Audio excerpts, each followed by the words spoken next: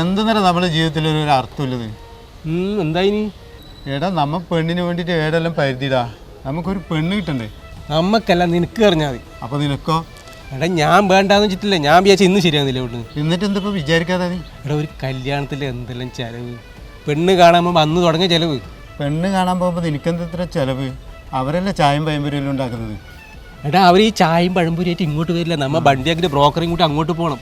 അതെ, പിന്നെ അങ്ങോട്ട് ഫുൾ ചിലവല്ലേ. നിശ്ചയത്തിന് ബന്ധുക്കളെല്ലാം കൂട്ടി വണ്ടിയാക്കിയിട്ട് അങ്ങോട്ട് കൂട്ടിക്കൊണ്ടണം.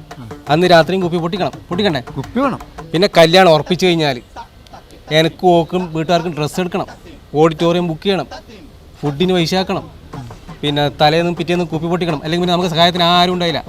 വീഡിയോ പിടിക്കണം, ഹെലി ക്യാമറ പിടിക്കണം. അതെന്ത് ഹെലി ക്യാമറ? അതെന്ത് ഹെലി ക്യാമറ അല്ലടാ, ആ പറക്കുന്നൊന്നില്ലേ, അങ്ങനെ ലക്ഷങ്ങൾ ചിലവാക്കി കല്യാണം കഴിച്ചു. എന്നാൽ തീർന്നോ?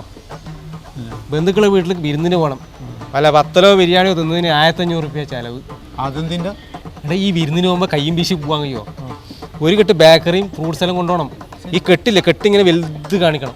കെട്ട് വലുതാൻ വേണ്ടി വല്ല ചോളപ്പൊരിയോ കൊള്ളി ചിപ്സോ ബത്തക്കയോ പോരെ? പിന്നെ പൈസയും കുറവ്, കെട്ടും വലുതായി. എടാ നമ്മ അങ്ങനെയെല്ലാം പറയും, ഓള് വിടൂല, ഓക്ക് അഭിമാനമായിരിക്കും വലുത്. ഇത് വല്ലാതെ ചൊറ പിടിച്ച പണിയാന്നല്ലേ. പിന്നെ അതിൻ്റെ ഇടയ്ക്ക് ഇവളായിട്ട് ഇങ്ങനെ ആയാൽ പിന്നെ പറയേ വേണ്ട, ചിലവോട് ചിലവ്. മതി വെറുതെ അല്ല നാട്ടിലെ ചെക്കന്മാർന്നും കല്യാണം കഴിക്കാത്തത്. പിന്നല്ലാണ്ട് അവർക്ക് പെണ്ണിട്ടാഞ്ഞിട്ടൊന്നുമല്ല. എന്താ ഇതാ മരട്ടാ?